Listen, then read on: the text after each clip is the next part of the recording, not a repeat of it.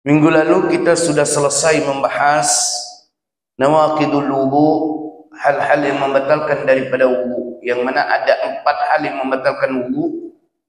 Yang pertama, apa saja yang keluar daripada 2 lubang, lubang depan, lubang belakang, itu kemaluan dan dubur. Apa saja keluar daripada 2 lubang ini membatalkan wudu kecuali mani. Yang kedua, hilangnya akal. Hilangnya akal karena tidur atau pingsan atau gila. Itu membatalkan daripada wudu. Kecuali naum qa'idin mumakkinin maq'adahu minal ard. Kecuali tidur orang yang, mohon maaf, pantatnya tertutup.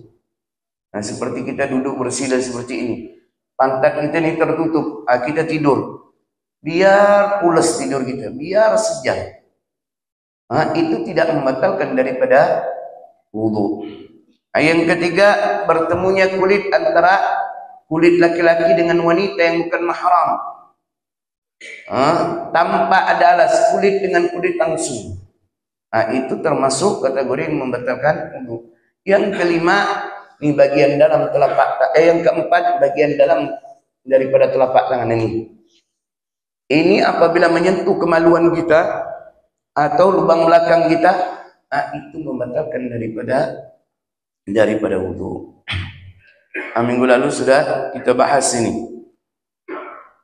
Kita akan masuk kepada bab berikutnya, faslun man intaqadha wudu'uhu harma alaihi arba'atu asya. Barang siapa yang batal wudunya, maka diharamkan baginya 4 hal. Jadi orang tak punya wudu nih, batal wudu dia tidak boleh mengerjakan 4 hal ini. Haram hukumnya. Yang pertama, as-salat, solat. Jangan nak cuba-cuba tak ada wudu, yang mana nak solat. Sudah batal wudunya, berarti dia tidak memiliki wudu. Jangan nak cuba-cuba solat, haram hukumnya, berdosa. Kecuali yang mana ada sebab, seperti tidak ada air, dia tayamum. Tidak ada air, dia tayamum. Atau dikarenakan sakit. Kalau terkena air, tambah bahaya bagi dirinya, tambah bahaya, tambah parah penyakitnya. Boleh bagi dia bertayamum, menggantikan wudu tadi menjadi tayamum. Atau tidak ada kedua-duanya, yang mana air untuk wudu tidak ada, tayamum pun, tanah untuk tayamum pun tidak ada. Ini boleh kau solat tanpa tayamum, tanpa wudu, langsung aja solat. Ini namanya solat lihurmatil waqt, menghormati daripada waktu. Kalau kita tidak mendapatkan daripada air untuk wudu, tidak mendapatkan tanah untuk bertayamum, kita boleh langsung solat. Tapi ingat, solat ini belum menggugurkan kewajiban kita. Maka kalau kita dapati salah satunya nanti, ima debu, ima air untuk wudu atau tanah untuk tayamum, maka wajib kita ulangi solat tadi. Jadi intinya apa? Solat ni mau bagaimanapun tetap solat. Apapun keadaannya tetap solat. Berbeda dengan ibadah yang lain. Kalau ibadah yang lain, puasa, orang sakit boleh tak puasa? Jadi tak puasa boleh kan? Kalau orang solat, orang sakit boleh tak solat? Sakit, anda kenapa tak solat? Sakit anda. Boleh ke gitu? Ada. Tidak boleh kan?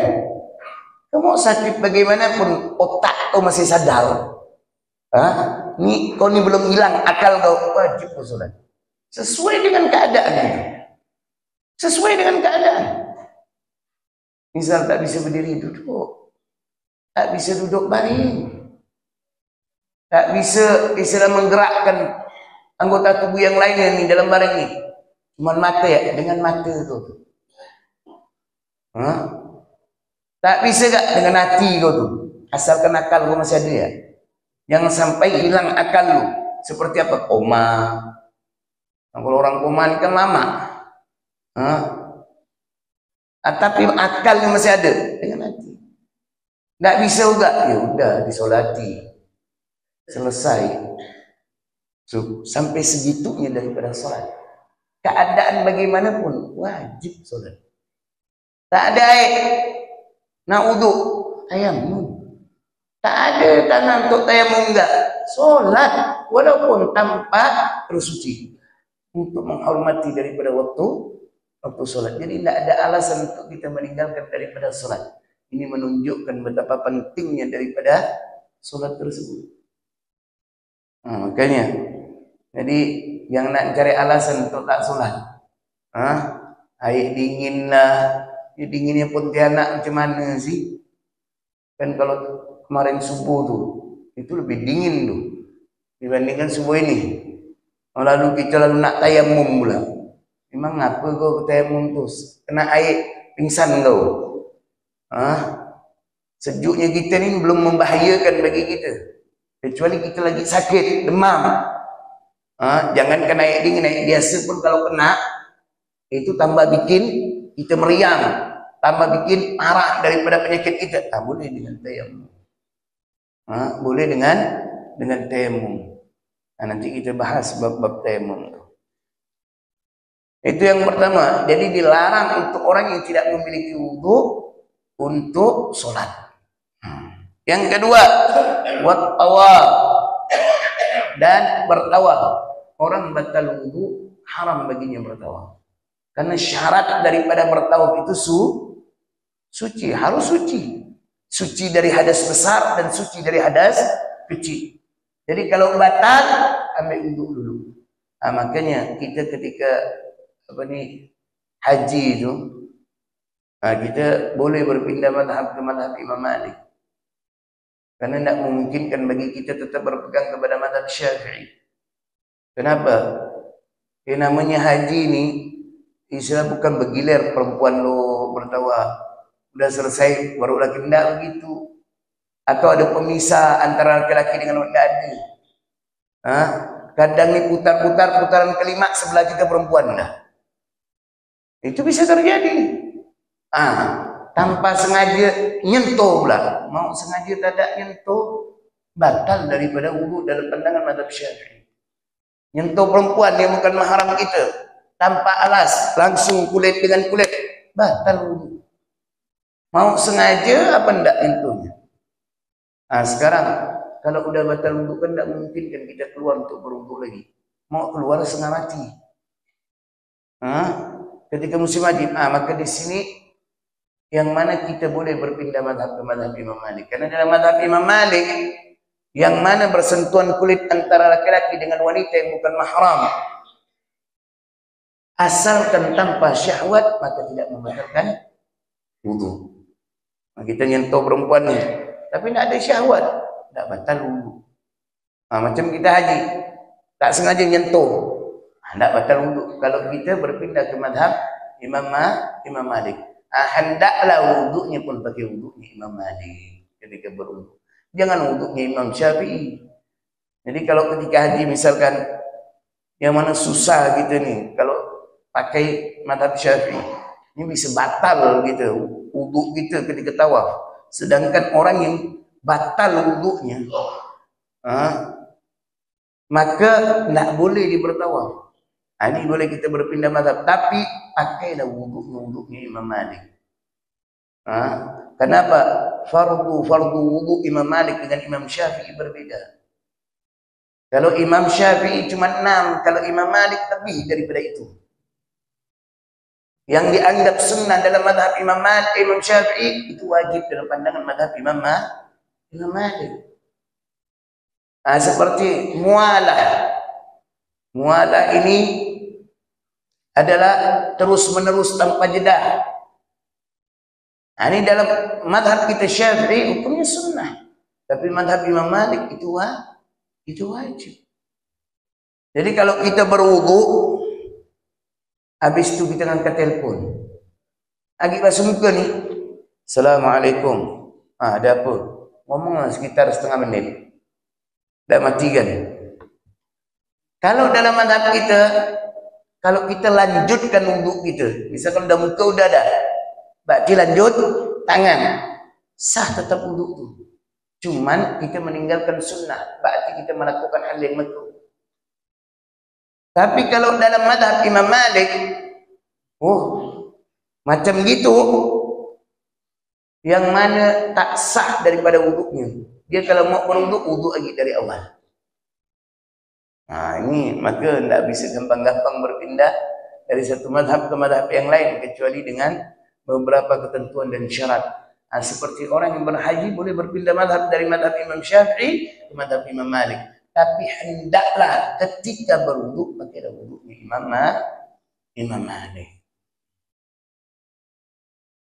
Nah, itu yang kedua. Yang ketiga, wa massul mushaf wa hamluhu, menyentuh Al-Quran dan membawa daripada Al-Quran. La yamassuhu illal mutahharun. Yang mana tidaklah menyentuhnya kecuali dalam keadaan suci. Menyentuh kita kalau tidak memiliki wudu tidak boleh. Apalagi membawa daripada Al-Quran. Lalu macam mana handphone yang di dalamnya ada aplikasi Al-Quran? Tidak ada masalah. Ini bukan mushaf. Ini bukan mushaf. Dan ingat loh ya, di sini 4 yang diharamkan untuk orang yang batal wudu. Berarti diharamkan bagi orang yang tidak memiliki wudu 4 perkara ini. Solat, tawaf, nyentuh Al-Quran, dan membawa Al-Quran. Jadi kalau kita megang ini, buka aplikasi kita pegang gini, kita baca Quran tak memiliki wudu, haram dah. Ini handphone nih, kita buka. Handphone ni kita buka. Buka aplikasi Al-Quran. Kita baca, kita tak punya wudu. Haram dah. Tidak, ini bukan mushaf, itu pertama. Kedua, orang yang tidak memiliki wudu tidak dilarang untuk membaca Al-Quran. Yang dilarang menyentuh dan membawa Al-Quran.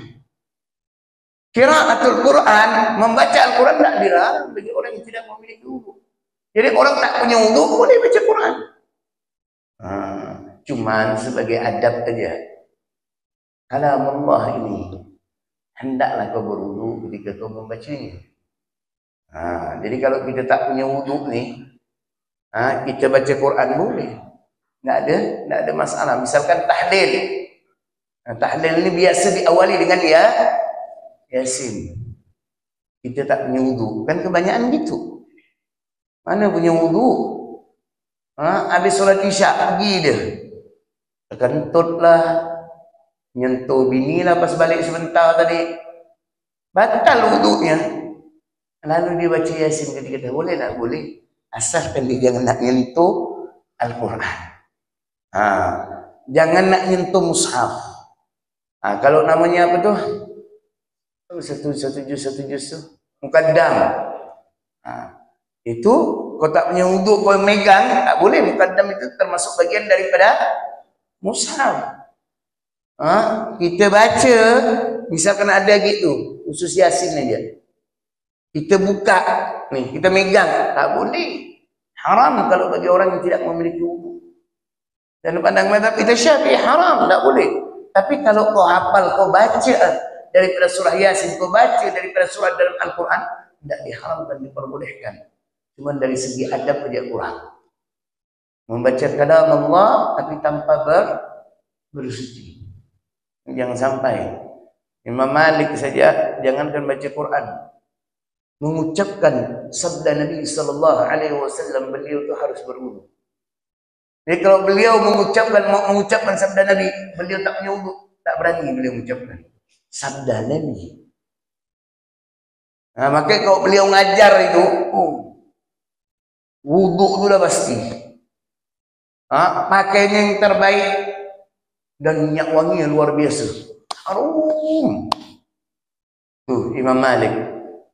Bahkan dalam riwayat pernah beliau membaca sabda Nabi SAW. Orang heran sampai memerah wajah beliau.